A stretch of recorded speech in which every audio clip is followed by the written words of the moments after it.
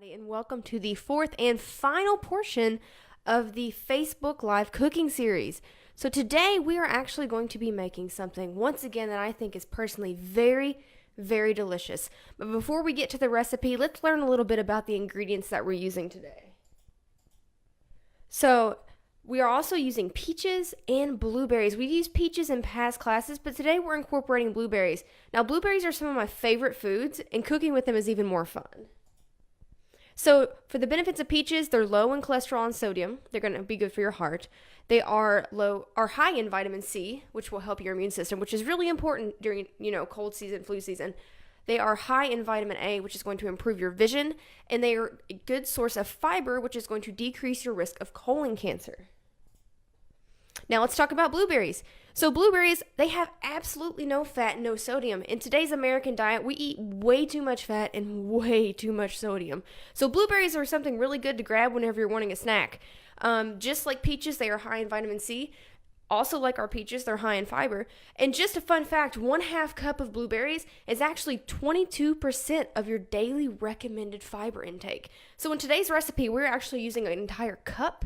So if somehow you sat down and ate all 24 of the muffins we're making, you'd have 44% of your recommended intake. However, I would not recommend eating all 24 muffins. All right, so now let's get a good look at our recipe. So this is gluten-free peach blueberry muffins. Now I want you to remember that gluten-free because we are actually going to talk a little bit about what gluten is and maybe why you shouldn't be as scared of it as what you may be. But before we do that, we're going to look at some ingredients here. So we've got 1 cup of blueberries, 1 cup of peaches, 3 cups of gluten-free baking flour. Now, if you're wondering where you can find that in Kroger. That's where I found mine, is in Kroger. You can also get it at Walmart, some small specialty stores. It may be a little bit more difficult to find in local, smaller grocery stores, but it may be possible. Just check. We've also got granulated sugar, brown sugar, baking powder, salt, cinnamon, butter, eggs, non-fat milk. And then on the right, we actually have a separate column of toppings. So these muffins do have a nice crunchy topping on them, a streusel topping. So we've got more gluten-free baking powder, more brown sugar, cinnamon, nutmeg, and butter. Okay, so remember, these are gluten-free peach blueberry muffins, right? Which is going to be really important if you're somebody that has celiac disease. A lot of people today are kind of scared of gluten. It's kind of one of those hot words. You hear the word and you're like, oh, that must be bad, right? Well, unless you have a specific gluten intolerance or celiac disease, you probably don't need to be scared of gluten. A lot of people, when they stop eating it, they start feeling better because they're eating less processed food. So they're eating healthier in general. But anyway, this recipe is great. If you are one of those people who really does need to avoid it, it tastes great. I can verify.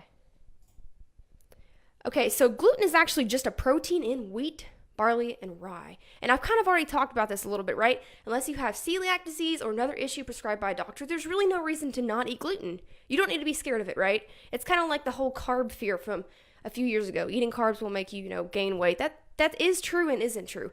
Kind of like gluten, right? You feel better because you're eating less processed foods. But avoiding gluten, it's not going to make you lose weight. It's definitely not going to give you more energy. And it's not going to make you healthier.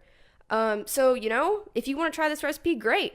But remember, you don't need to be afraid of gluten. So let's go ahead and dive into the recipe. All right. So we've got a lot of ingredients on our table today, right?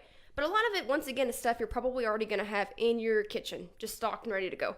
So the first thing we're going to do is we're actually going to mix 3 cups of our gluten-free flour, a 1/2 cup of granulated sugar, and a 1/2 cup of brown sugar. And I actually already have those combined here in this bowl just to kind of save space so we didn't have as many containers. And then we have 1/2 tablespoon of baking powder, 1/8 tablespoon of salt, or teaspoon, sorry, and 1 teaspoon of cinnamon. And that is all in this blue container right here. So I'm going to go ahead and take all of our dry ingredients and place them into this bowl.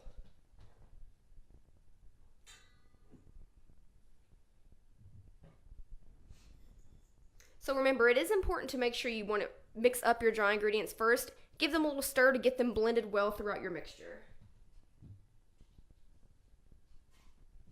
So I'm going to go ahead and stir that now.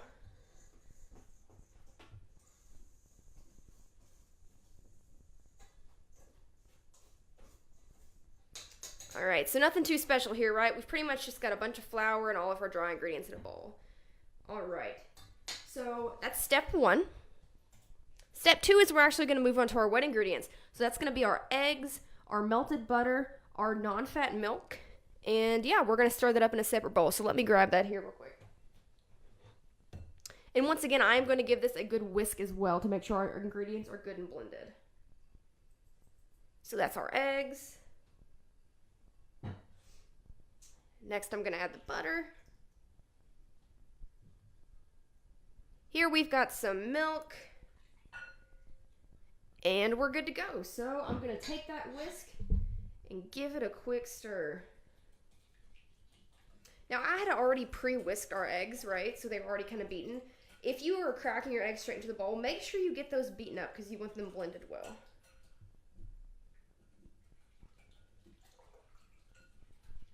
All right, and that's that. Step 3. Oh, sorry. So before I move ahead, I'm getting ahead of myself. So we're actually going to take these wet ingredients, right? And we're just going to add them straight into our dry ones. So I'm going to go ahead and dump the contents of bowl number 2 into bowl number 1 here.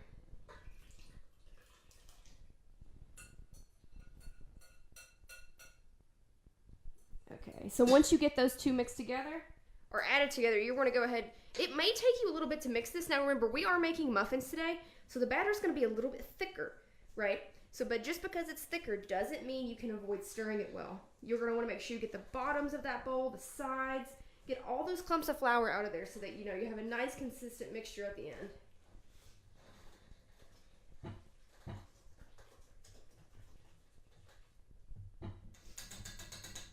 As you can see there, I had a ton of flour up in that whisk, so it's always kind of good to tap it out, make sure you're really not hiding anything in there.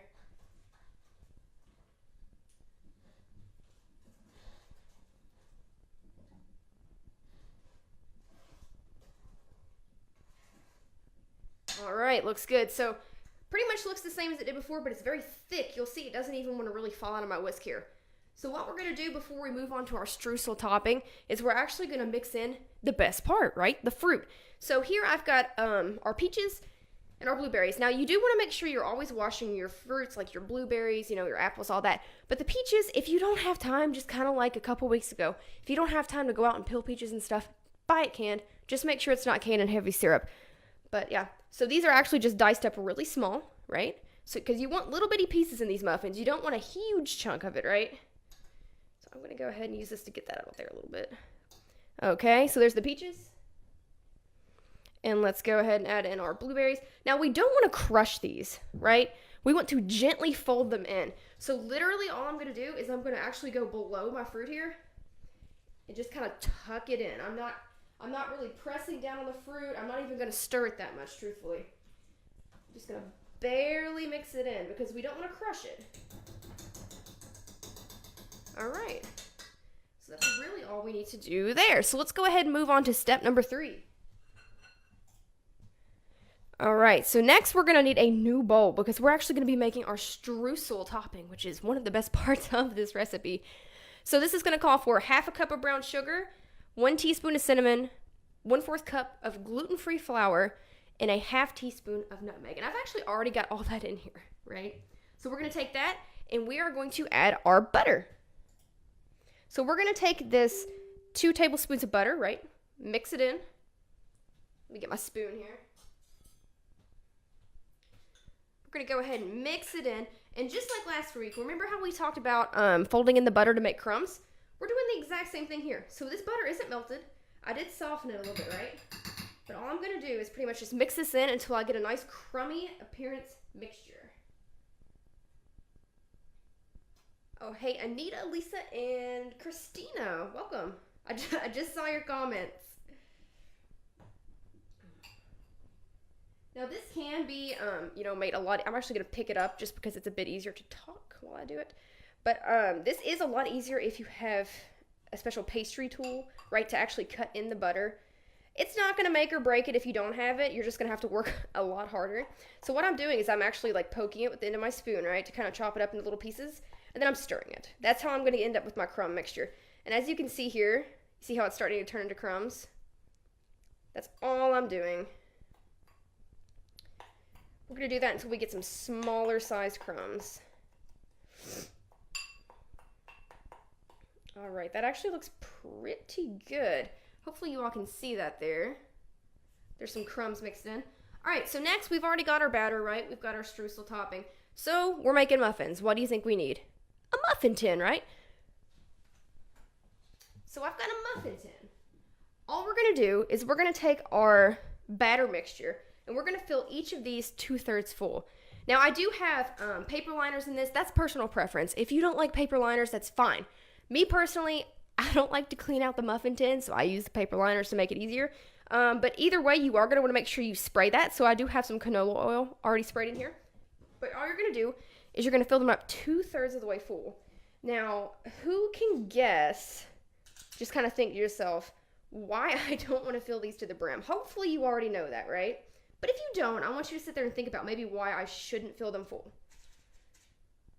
If you can't figure it out, one of our ingredients, remember, was baking powder. So baking powder is going to make these muffins rise, which means if these things don't have room to rise, they're actually just going to cook over the top of our muffin pan and make a big mess.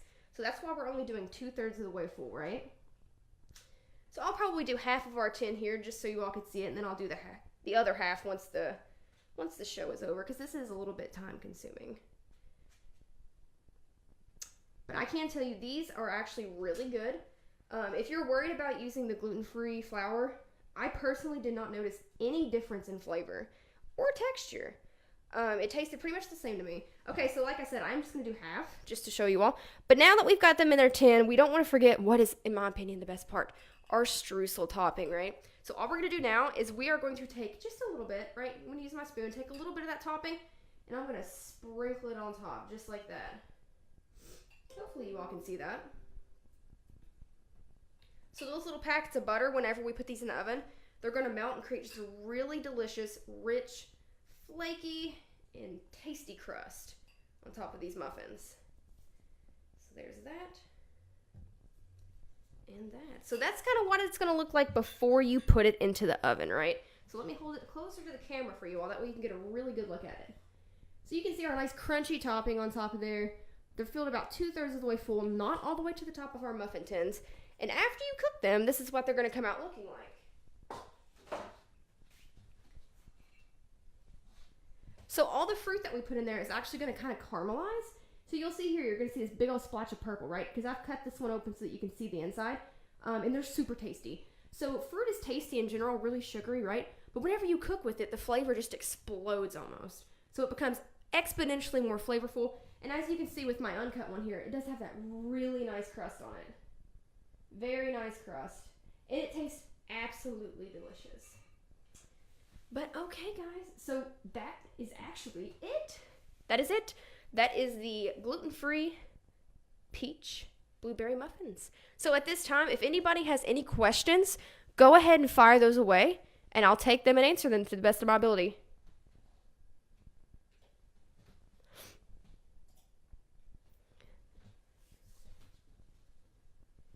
You all are always such an easy audience. Absolutely nobody has any questions. Great job, looks delicious. I can confirm they are delicious. I may or may not have done a little taste testing. They are very good. Okay, but if nobody has any questions, I am going to ask you one more favor. If you watched the last 3 weeks, you already knew this was coming, right? So if you did like this program, because this is the last one in the series. Now, if you all like this, I wouldn't care to fire it back up for the spring, but I need feedback, right? I need to know what you like, what you don't like, maybe what you'd want to see differently, anything. But to tell me that, you're going to have to go to this URL. So I'm actually going to go ahead and post that here in the chat. You all can click on that, go through, answer the questions. Even if you've answered it for the past 3 weeks, there's a question in there to specify which show you watched. So it's specific to each week. Go ahead and take it again. It helps me, it helps you, and it just makes everything better in general. But regardless, I want to thank everybody for watching the past 4 weeks. I've had an absolute blast doing this. This is something I love to do. I love experimenting with technology, and this has just been really fun to do. And I hope to do it again, and I hope you all have enjoyed it. But with that, I'm going to go ahead and sign off. Until next time, guys. See ya!